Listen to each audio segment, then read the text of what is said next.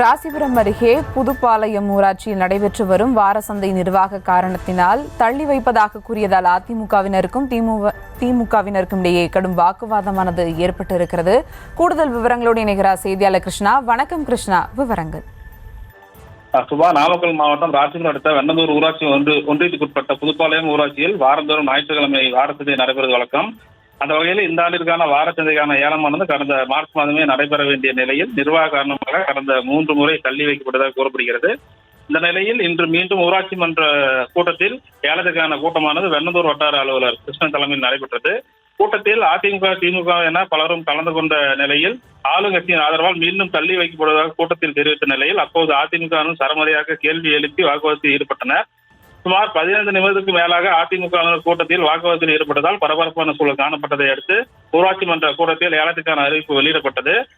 ஏலம் 3,36,000 தொடங்கி இருதரப்பிலும் ஏலத்தை கேட்ட நிலையில் இறுதியாக 5,41,000 ஏலம் விடப்பட்டது.